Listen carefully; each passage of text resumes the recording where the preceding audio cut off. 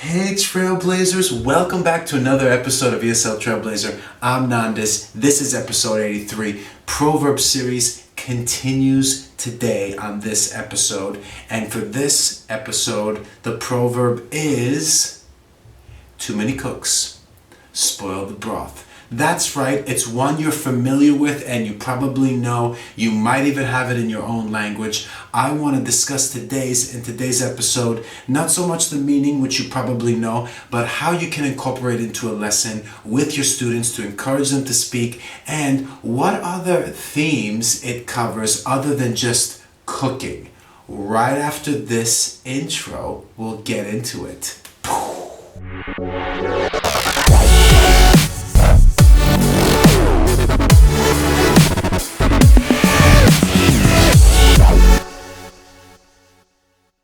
Alright Trailblazers, welcome back. Let's get right into it. Before we start, I need to remind you that this channel, the ESL Trailblazer channel, doesn't only have episodes on proverbs and ideas for them to be used in the classroom. There's also lots of videos, another 80 or so of them, on ideas for language learners who want to improve their English on their own, or for teachers who need topics for coming up to use in their lessons. There's great vocabulary, grammar, and themed ideas and videos on this channel that you can check by just scrolling down and looking at the rest. There's some that are very popular by other teachers that can be recommended.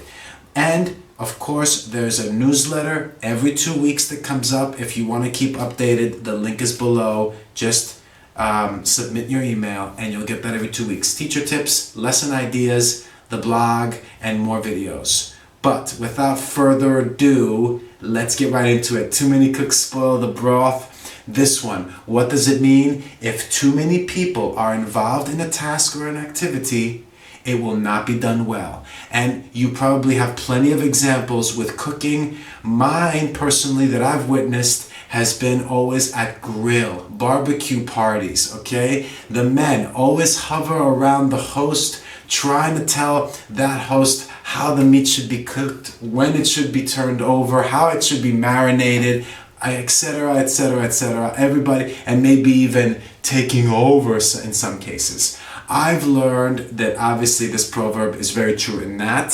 scenario, and so I always take a step back. But when I'm the host, that's my opportunity to do it the way I feel is the best and the preferable way of preparing meats on a grill. Not only fish, vegetables, all other things as well. So that's the example that comes to my mind. You can share that with your students. I'm sure you have your own examples. But it's not only about cooking that we can incorporate this proverb into a lesson. Obviously, if you are doing a lesson based on cooking, this proverb is absolutely great to get you started.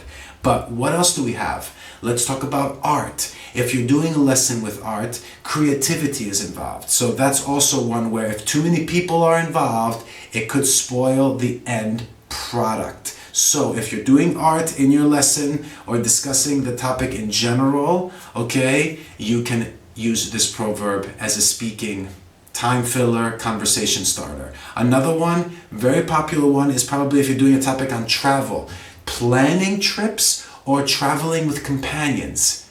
Too many cooks spoil the broth. Too many people involved could damage the end result. So if you're going with a lot of people on a trip and it requires organizing, maybe some of you know exactly what I'm talking about here, but it could actually ruin or harm the experience of the trip with too many people trying to say what they want to do, compromising about the trip, etc. Okay?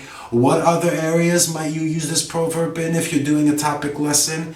Work projects, building a company if it's entrepreneurship or business-oriented lessons, or building a house. Anything where there's projects involved. And that takes me to another area where you can also use this proverb or mention it, bring it up, or use it a little bit as a speaking task while you're talking about individualism versus teams, or individual endeavors versus team endeavors. Okay, so there are some good vocabulary that you can introduce to your students related to these two, and then talking about preferences, which is better, which is what are the benefits and the drawbacks, right? So with teams, we have support, we have collaboration and mutual feedback and respect between the individuals that work in the team, and of course the pooling of ideas. Great vocabulary to introduce to your students, get them talking about that and other benefits or drawbacks to the teams, okay?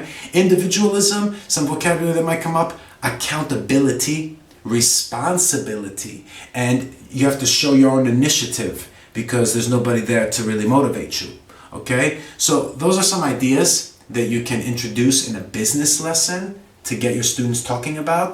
And incorporate that proverb in there. Finally, this can lead you into another area where the proverb can be incorporated as well. The last part of today's video is on recommendations and advice. How much do we trust recommendations and advice by people we know very well, family members, friends, colleagues, okay? Or do we choose the internet option? That's typically the other option. But again, the internet option offers many different ways of getting advice, tips, recommendations. So what are the benefits and drawbacks of involving others in a decision you're making by asking for advice or recommendations, okay? Or by using the internet to do it? Which is better? Which is preferable? What are the advantages? What are the disadvantages? Too many cooks spoil the broth. The proverb comes in here as well that you can use as an introduction. Get your students talking about that. Ways of working, ways of traveling, cooking. These are the topics, plus all the other things I've talked about. Finally, you can ask your students to tell a story to their partners about when they were involved in a task or an activity, and how did it go when they were working with others? Was the end result positive or negative?